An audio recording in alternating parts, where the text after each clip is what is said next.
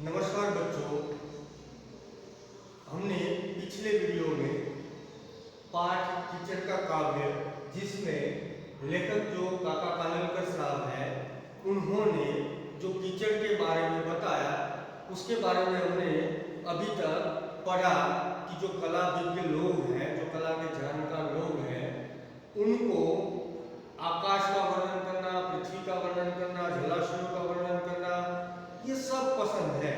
यानी जो अच्छी चीजें हैं उनका वर्णन करना सबको पसंद है, लेकिन जो कीचड़ है, कीचड़ का वर्णन करना किसी कवि या लेखक को पसंद नहीं है, ऐसा काका कानलकर साहब कह रहे हैं। तो हमने अभी तक ये पढ़ा था कि लोग जो है वो कपड़ों पर, दीवारों पर या किताबों के पृष्ठ पर सब जगह कीचड़ जैसा रंग पसंद करते हैं। कहीं फोटोग्राफी हो रही है तो उसमें कीचड़ जैसे ठिकरे का रंग ज़्यादा पसंद करते हैं। तो ये सारी चीज़ों को हम आगे जो है वीडियो में पढ़ चुके हैं। इसके अलावा हमने उसमें पढ़ा था कि जो नदी का किनारा है, उस नदी के किनारे पर जो पक्षी के, पशु के पद चिन्ह जो है वो बड़े ही सुंदर दिखते हैं।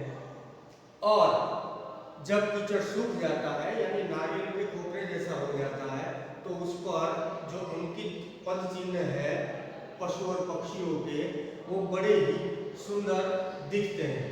तो ऐसा जो कीचड़ है जिसके ऊपर हर एक प्राणी के और खास करके जो पाड़े हैं यानी जो महिषकुल है, भैंसों का परिवार जो है, वो जब पाड़े उस पर युद्ध करते हैं तो उनके सिंगों के और पैरों के जो निशान है वो बड़े ही सुंदर दिखते हैं और ऐसा महसूस होता है कि हमारा जो कारवां है यानी हमारी जो यात्रा है वो इसी रास्ते पे आगे ले चले। तो ये जो कीचड़ है, नदी के किनारे जो कीचड़ होता है, तो आपको भी मालूम है कि सबसे ज़्यादा अगर कीचड़ देखना हो तो एशिया में यानी कि हमारे भारत में ही और गुजरात में ही जो खंभात है यानी खंभात का अखात जहाँ पे समुद्र किनारा है और जहाँ नदियाँ मिलती है, तो आनंद जिले के तहसील खंभात में, तहसील मतलब तालुका जो खंभात है जिसका अंग्रेजी नाम कैम्बे है, तो वहाँ बहुत ही ज़्यादा कीचड़ है, बहुत ही ज़्यादा, जिसके ऊपर ऐसे निशान देखने के लिए मिलते हैं और वहाँ दूर दूर जहाँ तक हमारी नज़र पहुँचती है वहाँ तक सिर्फ कीचड़ ही कीचड़ देखने के लिए मिलता है। तो यहाँ पे इस पैराग्राफ से हम आगे शुरू करते हैं। कीचड़ देखना हो तो गंगा के किनारे या सिंधु के किनारे और इतने से तृप्ति न हो तो सीधे खंभात पहुंचना चाहिए। देखो मैंने जो अभी बात बताई वैसे ही यहाँ पे लेखक जो है काका कानलकर साहब वो कह रहे हैं कि अगर सबसे ज़्यादा कीचड़ देखना हो तो या तो गंगा के किनारे चले जाओ या तो सिंधु के किनारे चले जाओ, जो सिंधु नदी है उसके किनारे। और इससे भी अगर आपको तृप्ति नहीं होती, मतलब आपको शांति नहीं होती, तो सीधे खंभात पहुंच जाओ। तो मैंने कहा कि आनंद जिले में पड़ता है, खंभात तहसील है, तालुका है खंभात आनंद जिले का, जिसका अंग्रेजी नाम कैम्बे है, तो सीधे वहां पहुंच जाओ। वहां मही नदी के मुख से आगे जहां तक नजर पहुंचे वहां तक सर्वत्र सनातन कीचड़ ही देखने को मिलेगा। यानी अगर आप खंभात जाते हो तो वहां मही नदी है, मतलब महिसागर नदी है, वो मही नदी जो है उसके मुख से आगे जहां तक नजर पहुंचे वहां तक सर्वत्र मतलब चारों ओर जहां आपकी नजर पहुंचती है वहां चारों ओर कीचड़ ही कीचड़ देखने को मिलता है। इतना सारा कीचड़ मही नदी के किनारे है। जो मही नदी, जो महिसागर नदी जाके खंभात के अखात में समुद्र में मिल जाती है। इस कीचड़ में हाथी डूब जाएंगे ऐसा कहना न शोभा दे, ऐसी अल्पोक्ति करने जैसा है। यानी अगर हम ऐसा कहते हैं कि इतना सारा कीचड़ है कि मनुष्य तो क्या, प्राणी तो क्या, वो तो कीचड़ में दलदल में फंसी जाएंगे, डूब जाएंगे, लेकिन हाथी के हाथी जो है वो भी उस दलदल में गायब हो जाते हैं, गुम हो जाते हैं, उसमें डूब जाते हैं और मर जाते हैं। इतना सारा कीचड़ जो है वो खंभात में मही नदी के किनारे है। इसीलिए यहाँ लेखक ने कहा है कि ऐसा कहना कि हाथी के हाथी डूब जाए तो ये इसके लिए शोभा नहीं देता, क्योंकि ये हमने जो कहा वो अल्पोक्ति समझी जाएगी। अल्पोक्ति का मतलब होता है थोड़ा कहना, कम कहना। तो यहाँ पे जो हमने कहा कि कीचड़ जो है खंभात का, उसमें हाथी के हाथी डूब जाएंगे, तो ये हमने उसके लिए कम कहा, क्योंकि वहाँ कीचड़ इससे भी ज्यादा है। क्योंकि यहाँ बड़े बड़े जहाज भी उस कीचड़ के अंदर चले जाते हैं। पहाड़ के पहाड़ उसमें लुप्त हो जाएंगे ऐसा कहना चाहिए। असल में अगर हमें इस कीचड़ के बारे में, यानी खंभात के अखात और मही नदी के आसपास जो कीचड़ है उसके बारे में अगर हमें बोलना हो, तो हमें असल में ऐसा बोलना चाहिए कि इसमें पहाड़ के पहाड़ लुप्त हो जाते हैं। लुप्त होना मतलब गायब हो जाना, डूब जाना। तो इसके लिए कुछ ठीक रहेगा, क्योंकि हाथी के हाथी इसमें गायब हो जाए ऐसा कहना उसके लिए कम होगा, अल्पोक्ति होगी। तो यहाँ लेखक ने कहा है कि अगर उस कीचड़ के बारे में कहना हो तो ऐसा कहना चाहिए कि इसमें पहाड़ के पहाड़ लुप्त हो जाएंगे, यानी बड़े बड़े पहाड़ भी उस कीचड़ के अंदर अगर रख दिया जाए तो गायब हो जाएंगे। इतना सारा कीचड़ जो है वो खंभात में है। हमारा अन्न कीचड़ में से ही पैदा होता है। इसका जागृत भान यदि हर एक मनुष्य को होता तो वो कभी कीचड़ का तिरस्कार न करता।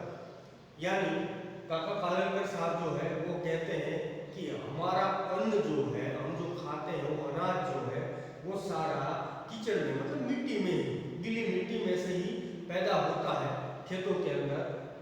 ऐसा अगर हमें जागृत भान होता, मतलब ऐसी हमारे अंदर जागृति होती, मनुष्यों के अंदर ऐसा भान होता, ऐसी बुद्धि होती, तो मनुष्य जो है वो कभी भी कीचड़ का तिरस्कार नहीं करता। तिरस्कार मतलब उपेक्षा, तिरस्कार मतलब उपेक्षा।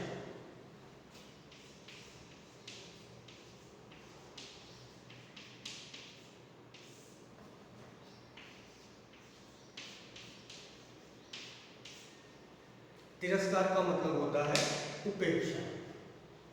यानी लेखक जो है उनका कहने का मतलब ये है कि अगर मनुष्य को इतना भान होता, इतनी उनके अंदर जागृति होती कि हम जो खाते हैं वो सारा अनाज, सब्जियां वगैरह सब इसी कीचड़ में पैदा होता है, तो शायद लगभग मनुष्य कभी कीचड़ का तिरस्कार नहीं करता, यानी उसकी उपेक्षा नहीं करता। एक अजीब बात तो देखिए, पंख शब्द ध्रुनास्पद लगता है, जबकि पंकज शब्द सुनते ही कवि लोग डोलने और गाने लगते हैं। ये बहुत गहरी बात है, यहाँ कालनकर साहब ने कही है कि एक अजीब बात है, एक अलग ही बात है कि पंख शब्द ध्रुनास्पद लगता है। पंख का मतलब होता है कीचड़, पंख शब्द जो है उसका मतलब होता है कीचड़। तो ये सुनते ही सबको ये घृणास्पद लगता है, जबकि पंकज शब्द सुनते ही कवि लोग डोलने और गाने लगते हैं, क्योंकि पंकज का मतलब जो है वो कमल होता है।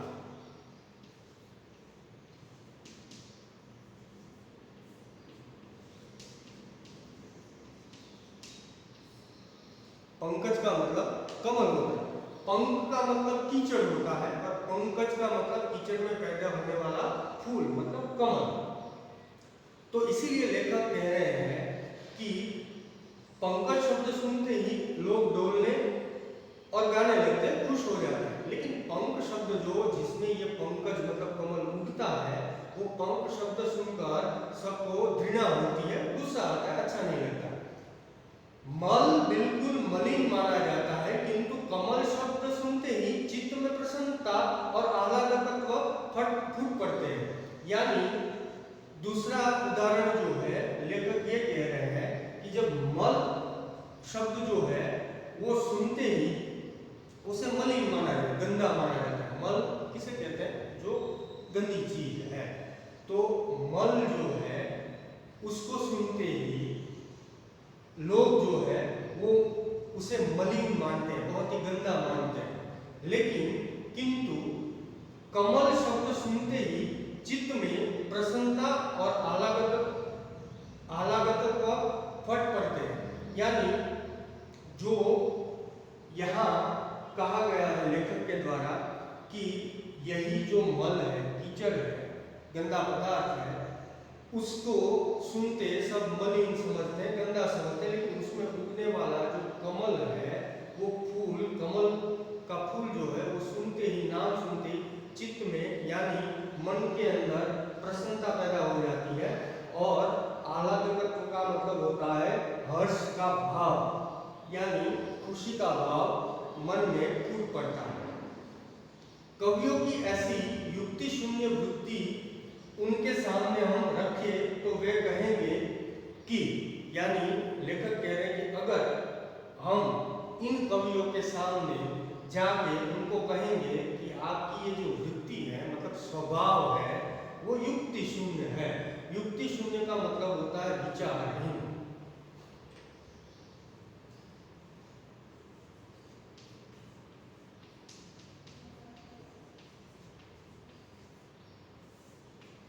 युक्ति शून्य का मतलब होता है